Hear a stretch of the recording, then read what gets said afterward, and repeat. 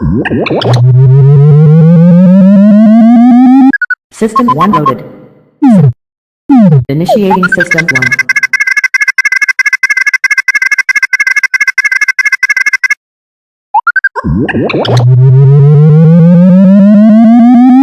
System 1 loaded. Initiating System 1.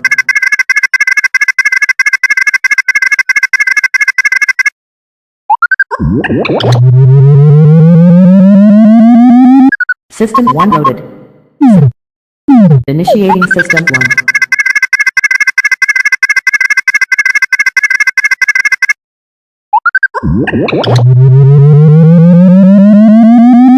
System 1 loaded. Initiating System 1.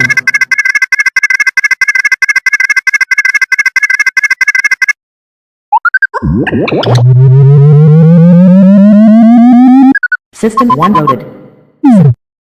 Initiating System 1.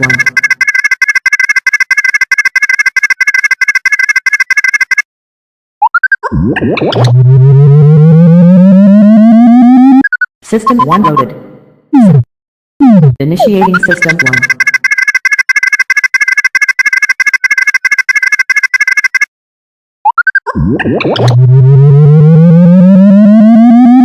System 1 loaded.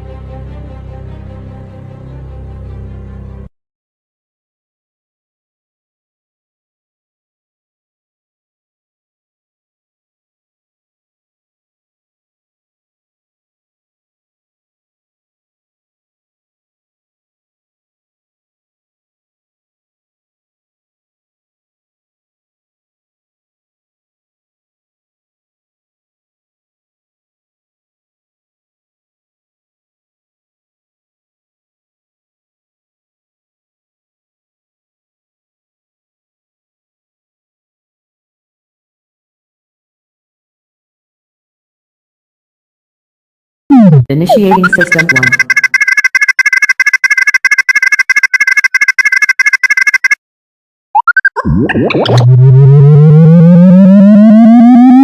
System 1 loaded.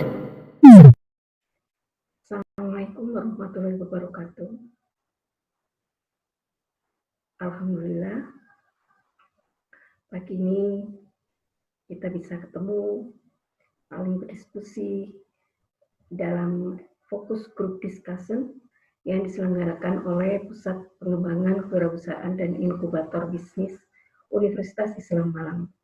Salat serta salam kita sampaikan kepada junjungan kita Nabi Muhammad SAW. Mudah-mudahan kita di bulan Ramadan ini bisa menjalankan ibadah dengan baik, bisa tawakal di kondisi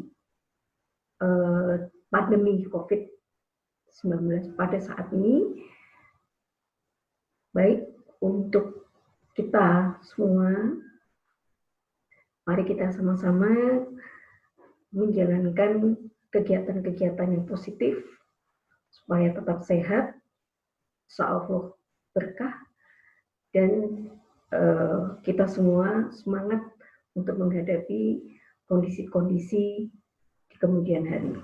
Baik anak-anakku, mahasiswa Unisma, dan teman-teman yang ada di lingkungan Unisma, mari kita sama-sama melakukan fokus group discussion.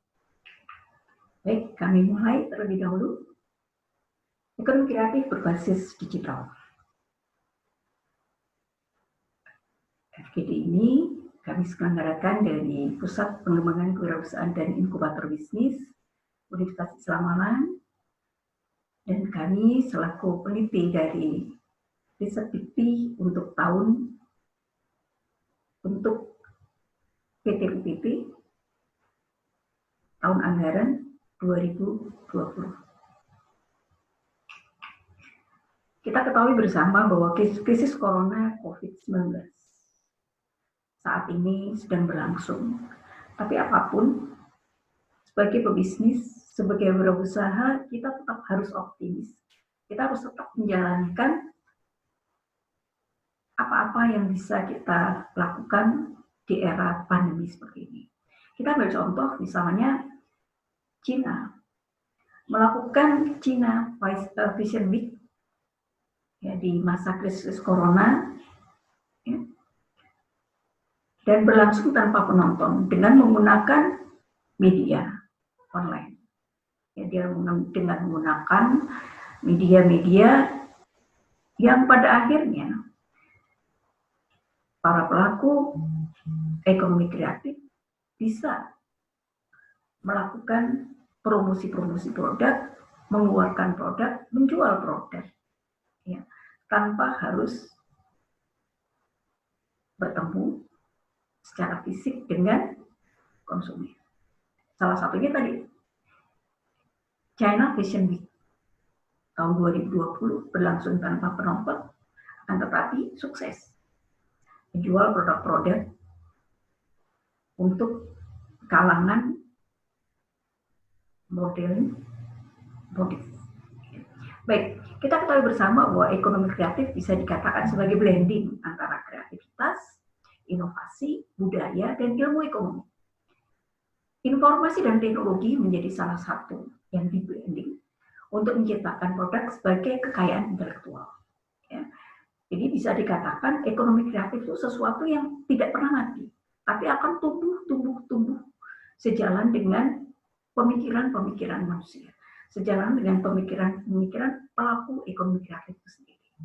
Ekonomi kreatif sebagai konsep juga mengutamakan informasi, kreativitas, dengan mengandalkan ide stock of knowledge dari sumber daya manusia dalam kegiatan ekonomi.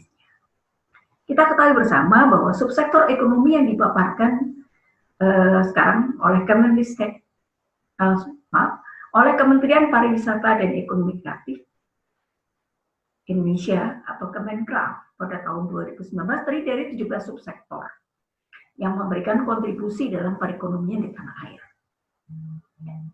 Apa saja subsektornya? Ada arsitek, ada desain interior, ya, ada desain komunikasi visual, ada perikanan, ada kerajinan atau kria, ada kuliner, ada musik, ada aplikasi, pengembang permainan, penerbitan, periklanan, TV dan radio, serta pertunjukan dan seni rupa. Ya. Kita mengetahui bersama bahwa problem pada saat ini adalah pandemi COVID-19 dan bagaimana kontinuitas ekonomi kreatif. Tahun 2020 menjadi tahun dengan darurat kesehatan. Ya. Adanya aturan physical distancing dan PSBB yang membatasi pertemuan seller dan buyer. Pelaku ekonomi kreatif harus survive, perlu strategi untuk bertahan. Negara perlu mendapatkan support pendapatan dalam bentuk setoran pajak. Ya. Potential winners and losers in the short time pada saat ini menurut Decoding the Economics of COVID-19. Ya. yang potensial loser cukup banyak. Ya. Dimulai dari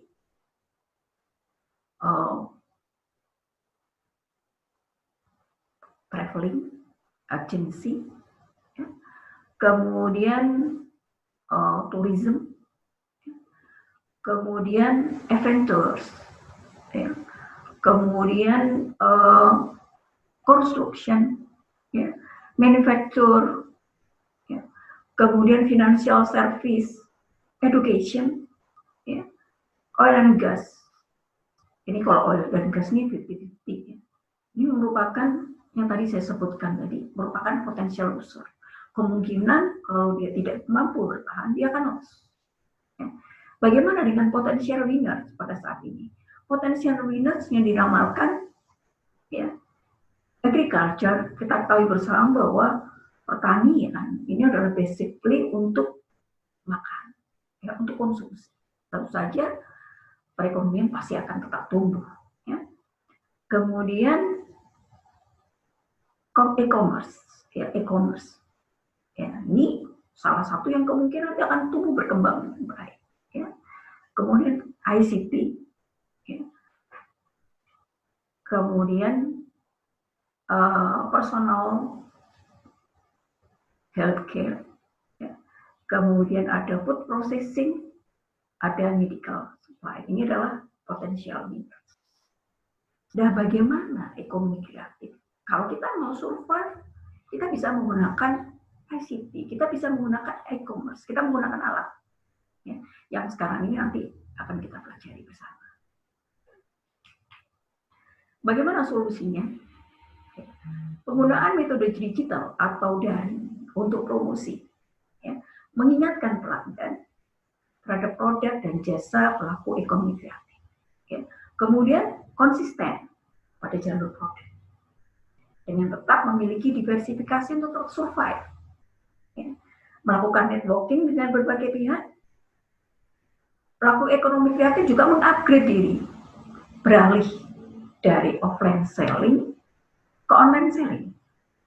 Melakukan pemasaran digital atau digital marketing.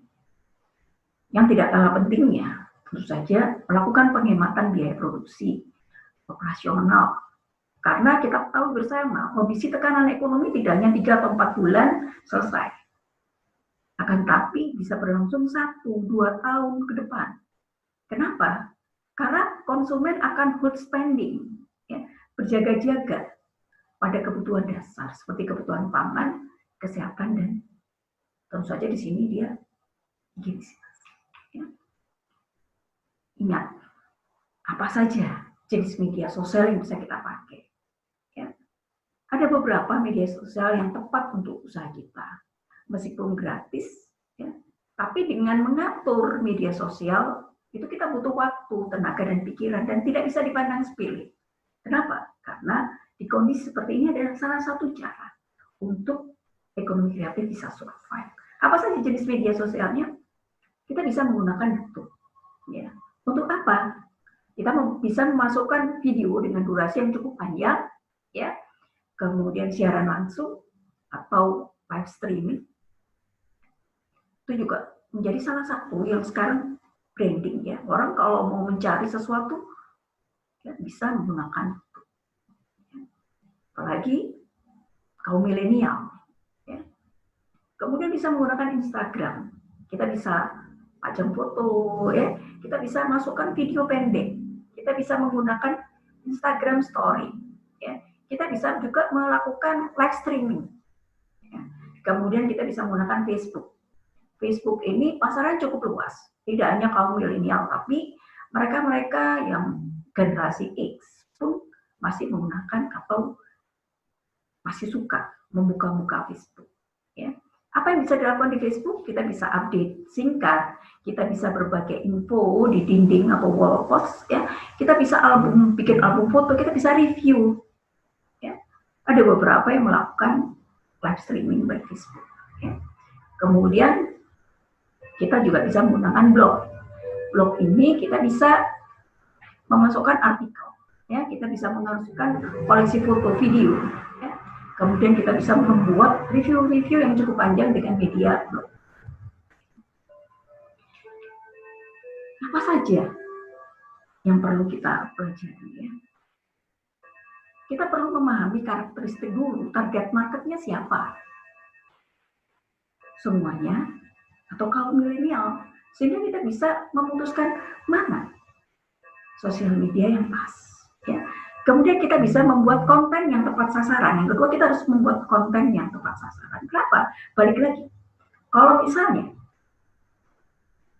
pasar kita kaum milenial, tentu saja perlu konten-konten tadi perlu diberi semacam film pendek, ya, yang mungkin lucu, yang sedikit konyol, ya, yang menggelikan, yang membuat tertawa, yang membuat tertarik, yang membuat menangis. Dan bagaimana kalau misalnya target market kita adalah ibu-ibu? Ya. Kalau ibu-ibu pasti untuk keluarga. Kalau untuk keluarga, oke, ibu-ibu adalah bisa dikatakan adalah perdana menterinya di keluarga atau manajer keuangannya, ya, sehingga keputusan-keputusan terkait dengan belanja biasanya ibu-ibu, ya, dia nggak kalah pentingnya. Perlu, kalau ibu-ibu ini perlu dibuat konten yang cukup menarik, ya. Jadi misalnya yang kita jual adalah produk fashion, ya. Kita tahu bersama bahwa ibu-ibu tuh kepingin tetap awet muda, kepingin kelihatan cantik, kepingin kelihatan slim. Ya sudah, kita bikin konten yang seperti itu, yang disukai. Ya. Bagaimana dengan para mas-mas dan bapak-bapak? Tentu saja kontennya tepat sasaran. Apa yang disukai mereka, ya itu yang akan kita buat. Kemudian ketiga, ya, upayakan target market menyukai konten media sosial. Ya, kita bisa ambil contoh misalnya tuh ada konten ya ujuk laken, ya, yang pas, yang booming, yang viral. Kenapa? Karena pemerintah menganjurkan jangan mudik. Ya, dibuatlah konten yang lucu, menggelikan. Ya, ada mbah-mbah dengan si ujuk itu dengan bahasa Jawa yang medok, ternyata disukai. Karena kalau kita lihat di konten mereka banyak sekali endorse, ya. Oke, baik. Yang berikutnya, target market yang membeli produk Anda. Itu yang perlu kita pelajari. Ya. Kemudian, kenapa kok kita pakai sosial media? Ya. Sosial media ini digunakan sebagai sarana untuk memungkinkan pengguna berinteraksi, ya, satu sama lain secara online, membuat bagaimana bertukar informasi, berbagi informasi dengan berbagai bentuk, foto, video, teks, audio dalam sebuah komunitas virtual. Ya. Yang kedua, ada peluang media sosial untuk usaha. Ya. Dari 265 juta total penduduk Indonesia, 130-nya adalah pengguna aktif sosial media. Bayangkan, ya, 50%. 177 juta adalah pengguna handphone, 120 juta aktif di media sosial. Itu adalah pasar yang luar biasa. Ya. Pasar luar biasa yang kalau digarap dengan serius, ya, kita tidak perlu menjual secara offline terlalu banyak, tapi kita bisa menginjakkan online. Kita lihat Tokopedia, kita bisa lihat Bukalapak, ya, kita bisa melihat banyak, ya, mulai dari startup sekarang dia sudah melonjak, ya. Oke, yang ketiga, media sosial yang paling diminati oleh orang Indonesia itu YouTube dan Facebook, ya. Kenapa YouTube? Karena YouTube itu ada video, ada gambar-gambarnya. Kadang-kadang menggambarkan atau kadang-kadang mencerminkan apa yang kita inginkan, apa yang ada dalam hati kita, atau apa yang ada di pikiran kita. Kita mau belajar, kita mau belajar apa? Keuangan. Kita cari di Facebook. Nggak ada, kita cari di YouTube. Kita belajar apa? SPSS. Kita belajar apa? Menanam pohon. Kita belajar apa? Ngelas. Ada. Ya, baik. Yang berikutnya aplikasi chatting. Ini juga menjadi yang diminati, ya. WhatsApp, Line. Kalau dulu ada BBM, ada WeChat, ya. Tapi sepertinya yang paling aktif WhatsApp, ya. Kemudian Instagram, Twitter, Google+, LinkedIn itu juga menjadi salah satu media yang diminati di Indonesia. Ya, jadi kita bisa memilih salah satu yang pas. Boleh nggak kita pilih semua? Oh, boleh aja, asalkan adminnya cukup sabar, ya, kemudian cukup kreatif untuk mengelola sosial media. Karena kadang-kadang adminnya adalah pemiliknya sendiri. Ya. Oke, kekuatannya apa? Jenis konten media sosial dan kekuatannya seperti apa? Yang bisa dilakukan di YouTube, kita bisa bikin kanal YouTube untuk produk. Ya. Pelanggan bisa mengikuti kanal YouTube dengan melakukan tombol subscribe. Ya. Membuat playlist untuk menyesuaikan video yang sesuai dengan tema. Kemudian kita bisa memposting berbagai jenis video seperti video review produk, video testimoni pelanggan, atau video-video pendidikan yang konsumen atau nanti pemirsa bisa mengingat produk yang kita punya. Kemudian kita bisa, apa yang bisa kita lakukan di Instagram? Kita bisa membuat akun Instagram ya, untuk produk. Pelanggan bisa mengikuti akun Instagram melalui tombol follow, ya, membuat video pendek 15 detik dengan fitur Instagram Story, ya, kemudian posting berbagai jenis konten, foto produk, tips, quote, ya, juga mereka bisa berkomunikasi dengan menyukai foto dengan menekan tombol like ya, atau melakukan komen. Kemudian bagaimana di Facebook? Di Facebook kita bisa mengupdate status singkat mengenai usaha kita. Oh, hari ini kita mau ngirim ke Jakarta. Oh, kita mau ngirim dong ke Australia. Oh, kita mau, silakan. Ya. Kemudian kita bisa membuat koleksi foto sesuai dengan tema atau event. Sekarang ini event Lebaran, berarti yang paling pas adalah yang menggambarkan event Lebaran itu sendiri. Ya. Tapi ada juga yang sedikit ekstrim. Ya. Jadi kalau sekarang musimnya apa yang dia posting yang berbeda. Kenapa? Karena dia menganggap berbeda itu adalah sesuatu yang wajar, ya, sehingga dia bisa mendapatkan merebut pelanggan dari dia yang berbeda. Ya. Yang ketiga, bisa membagikan berita, artikel ringan yang berhubungan dengan usaha. Kemudian pelanggan bisa membuat review mengenai usaha kita. Jadi kita mengajak mereka, kemudian mungkin untuk melakukan komentar atau review. Ya. Kemudian bagaimana di blog? Apa yang bisa kita lakukan? Kita bisa menulis review yang lebih panjang, lebih detail mengenai produk, mulai tempat kita, jasa kita. Kemudian kita bisa membuat artikel yang panjang mengenai misalnya update produk terbaru, tips and trick untuk pelanggan, ya. Kemudian bisa masukkan foto, video, dan artikel yang ditulis. Kemudian bisa menaruh video yang terhubung dengan kanal YouTube. Ya, itu adalah salah satu yang bisa kita lakukan. Ya. Ingat, ada beberapa tips. Ya, tips membuat konten yang efektif untuk YouTube. Misalnya, durasi video tuh kalau YouTube jangan lama-lama, 1 atau 3 menit per video. Ya, karena kalau lama, orang kan bosan, jenuh. Ya. Kemudian tambahkan, gunakan eksternal mikrofon untuk suara yang lebih baik. Ya. Tambahkan teks atau kata kunci agar kalau video kita ini mudah ditemukan oleh pihak lain. Ya. Tulis deskripsi video yang detail dan menarik sehingga orang tertarik untuk klik. Ya. Kemudian bagaimana tips untuk membuat konten Instagram? Ya, kita mengunggah konten dengan penyesuaian warna, tema agar akun lebih menarik. Ya. Menarik itu bisa dalam bentuk gambar, bisa mungkin dalam bentuk suara, atau bisa dalam bentuk public figure. Ya. Yang di-endorse untuk menawarkan produk kita, ya. Kita bisa membuat Instagram Story 15 menit untuk mancing user, ya, untuk melihat video tadi, ya. Memanfaatkan fitur filter dan edit sebelum posting agar lebih cantik, ya, lebih bagus, ya. Diselingi dengan konten tips, quote inspiratif atau promosi. Jadi kalau misalnya kita menjual baju itu jangan hanya posting baju aja, tapi suatu saat kita akan posting gimana sih supaya penampilan itu tampak catchy, tampak menarik, tampak slim, ya. Kemudian bagaimana membuat konten yang efektif untuk Facebook? Ya, update status, menyapa user dengan ramah, friendly, ya. Bagian berita yang berhubungan dengan usaha, yang berasal dari sumber lain bisa ya. Kemudian buat album foto yang sesuai dengan tema, tunjukkan review yang bagus dari pelanggan.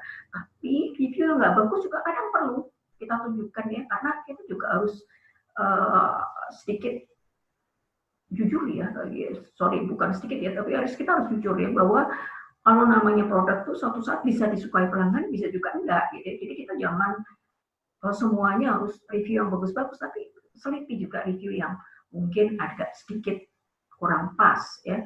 Jadi pelanggan nanti akan melihat sendiri ya, akan tertarik ya. Tips membuat konten yang efektif untuk blog gimana?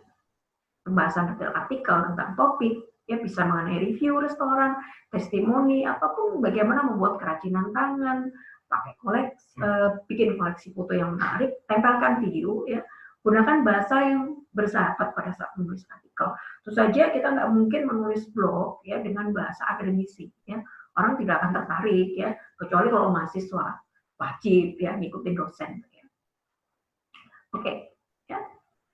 Bagaimana growth strategi ya?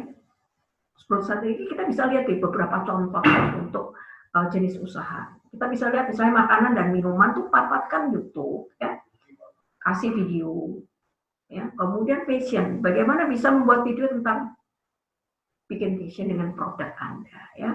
Bisa juga dengan support foto hasil di Instagram ya. Untuk fashionnya bisa manfaatkan blog tips tampil cantik di hari Lebaran misalnya ya. Atau mungkin ini kalau cewek-cewek sekarang tips untuk make up ya, tips untuk lebih cantik ya.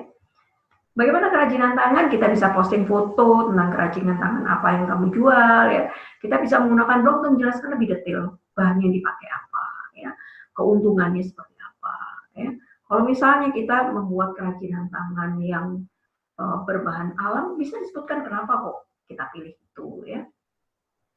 Kesehatan dan kecantikan yang menggunakan itu untuk testimoni pelanggan, posting foto, bisa juga menulis review yang panjang tentang produk yang kita punya. Itu adalah salah satu contoh ya yang bisa kita pakai.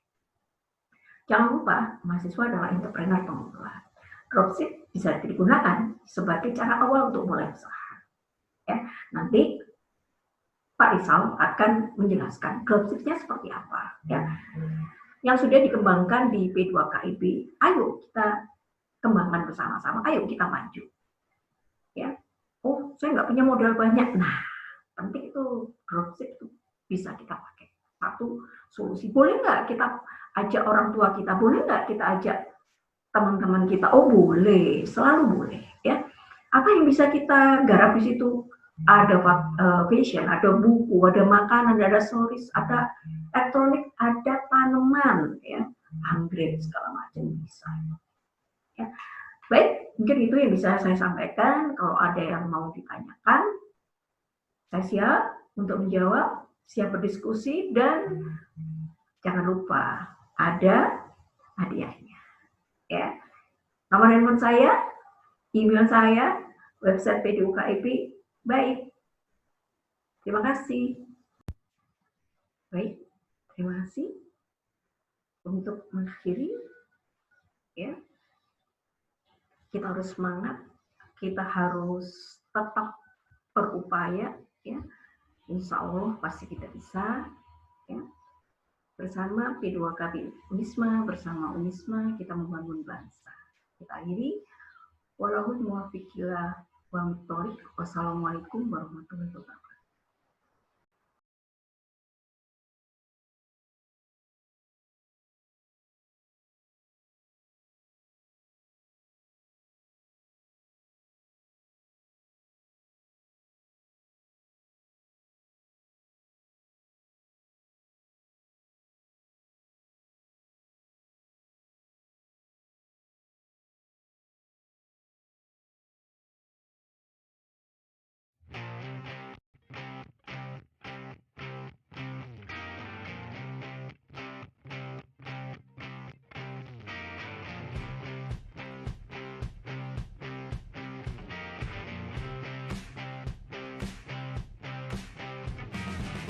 Mau bisnis online?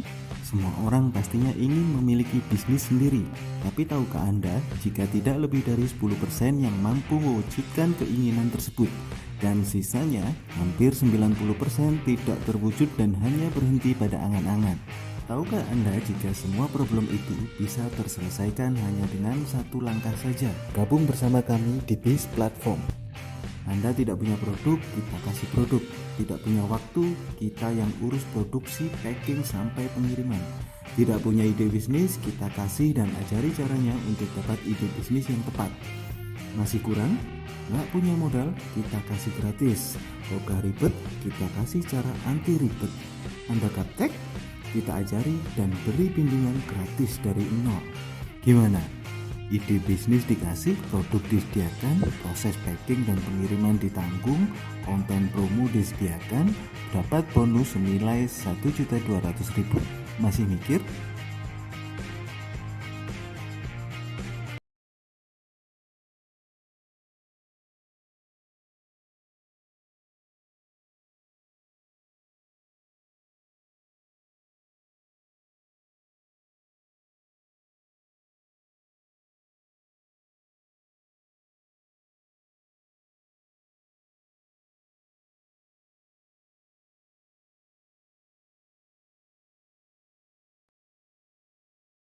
Assalamualaikum warahmatullahi wabarakatuh. Sebelum kita masuk ke dalam materi digital marketing, perlu saya sampaikan kembali bahwa acara ini juga didukung oleh penerbit Raja Wali.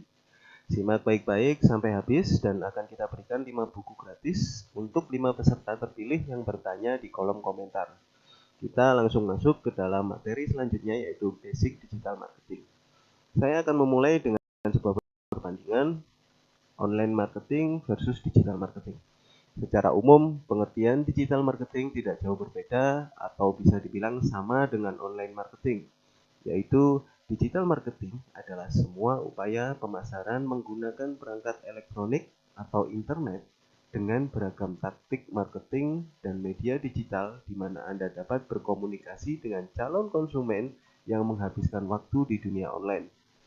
Pengertian yang tidak jauh berbeda ini bukan berarti lantas bisa disamakan di antara keduanya.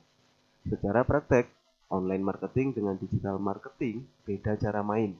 Jika kita tarik mundur sedikit 10 sampai 12 tahun lalu, yang ada hanyalah online atau internet marketing. Digital marketing belum ada saat itu.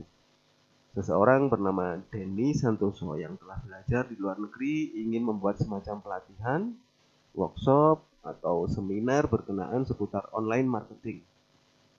Si Denny ini sadar kalau pakai istilah online marketing tentu akan semakin banyak kompetitornya. Dia sendiri sadar kalau dirinya adalah pemain baru, maka tercetuslah nama digital marketing. Pengembangan dari online marketing di enrichment atau diperkaya materinya menjadi digital marketing. Materinya lebih kaya, cara mainnya dibedakan, berfokus pada strategi, bukan lagi teknis seperti online marketing. Jadi untuk membedakan antara online atau internet marketing dengan digital marketing adalah dari cara mainnya. Online marketing lebih kepada perihal teknis semacam SEO, keyword, meta tag, dan sebagainya. Sedangkan digital marketing lebih luas lagi karena berkenaan dengan strategi. Hal yang kedua perlu kita jawab adalah kenapa kita harus mulai memahami dan mendalami digital marketing. Yang pertama dan sedang terjadi saat ini adalah pagebluk corona atau pandemi corona. Pandemi corona ini seolah secara masif melumpuhkan segala sektor termasuk di bidang ekonomi. Tahun 2020 menjadi tahun paling berat bagi semua kalangan, khususnya para pebisnis. Tidak peduli pebisnis kelas kakap atau kelas teri, semuanya sama, omsetnya anjlok gak ketulungan. Ada satu fakta yang menarik dan hal ini bisa menjadi celah atau peluang bagi para pemain baru atau pemula di dunia bisnis, pun bagi para mahasiswa yang sedang akan memulai bisnis. Imbas pandemi corona secara otomatis meriset segala bidang, termasuk dunia bisnis. Ini artinya ketika nanti pandemi ini berakhir atau paling tidak kurvanya sudah mulai menurun, semua pihak memiliki kesempatan yang sama untuk memulai. Tidak peduli pemula atau pemain lama, sama-sama mulai dari nol. Inilah fakta yang menarik. Fakta yang bisa dijadikan celah bagi para pemula, juga para mahasiswa untuk menyalip di tikungan. dan hanya mereka yang telah menyiapkan wawasan serta infrastruktur digital untuk bisnisnya lah yang memiliki peluang besar melintas di lajur pacu dan lantas muncul sebagai pemenang. Maka mulai mengenal dan mendalami strategi digital marketing bukan lagi sebuah pilihan, tapi kebutuhan. Sedangkan yang kedua ada serba efektif dan efisien. Percepatan yang efektif dan efisien ini bisa dicapai dengan infrastruktur. Maka jawaban terbaik adalah memahami dan mendalami strategi digital marketing. Bagaimana cara mendalami dan memahami digital marketing? Pada dasarnya materi digital marketing tidak cukup jika disampaikan dalam 1-2 jam, minimal 2-3 hari. Tapi kali ini akan saya coba untuk menyampaikan poin terpenting sebagai landasan dasar strategi. Salah satu hal yang saya anggap sangat penting untuk disampaikan dan dijadikan dasar adalah bagaimana caranya membangun funnel dengan cara memahami dasar-dasar perjalanan calon customer Anda untuk selanjutnya mendesainnya dalam proses berpikir mereka. Coba sekarang bayangkan seekor tikus ada di bawahmu. Warnanya hitam, ekornya cukup panjang, dan sedang perlahan merayap mendekati jempol kakimu. Apa yang Anda pikirkan? Apa yang ada di pikiran kalian ketika saya mengatakan hal tersebut? Ketika mengatakannya, saya sedang dalam proses mendesain atau menggambar sesuatu di otak Anda dengan cara memberikan input yang merangsang proses berpikir Anda dengan tujuan menghasilkan output atau aksi seperti yang saya harapkan. Bisa jadi harapan saya Anda akan memunculkan aksi ketakutan atau bisa jadi sampai melompat karena membayangkan hal tersebut. Hal inilah yang disebut dengan merancang atau mendesain perjalanan calon customer agar menghasilkan aksi sesuai dengan harapan kita. Taruhlah Anda adalah penjual handphone, hal yang perlu kita amati adalah proses berpikir target market Anda. Yang pertama, apa yang dilihat atau dicari pertama kali oleh seseorang ketika ingin membeli handphone? Kan nggak mungkin juga kalau orang ingin beli HP langsung ujuk-ujuk bangun tidur dapat ilham, beli merek A, terus buka Shopee, Bukalapak, Topet, dan langsung beli. Hal pertama adalah kebutuhan. Buat yang suka selfie-selfie, yang dilihat spesifikasi kameranya. Atau buat yang suka main game, tentu yang dilihat spesifikasi grafisnya, dan lain sebagainya. Maka dari itu, ketika Anda ingin membuat sebuah iklan atau konten promosi, entah di media sosial atau di website, maka hal pertama yang Anda tampilkan adalah menjawab kebutuhan target market yang ingin disasar. Langkah kedua, setelah kebutuhan, apalagi? Biasanya customer akan semakin tertarik jika mendapatkan fasilitas tambahan. Handphone gaming secara grafis bagus, tentu akan menarik jika didukung kapasitas baterai yang mumpuni, atau kualitas sound yang bagus, atau apapun itu. Maka dari itu, konten promosi Anda selain menjawab kebutuhan, tambahkan fasilitas pendukung lainnya. Yang ketiga, setelah kebutuhan terjawab dan mendapatkan fasilitas dukungan, maka yang dilakukan adalah memperbandingkan keuntungan yang didapat. Semisal, merek A dan B sama-sama bisa menjawab kebutuhan dan memiliki fasilitas pendukung yang mumpuni. Maka yang dilihat calon customer Anda adalah layanan after sales-nya. Kecenderungan yang diambil adalah garansi yang panjang. Maka munculkan tawaran layanan after sales yang menarik.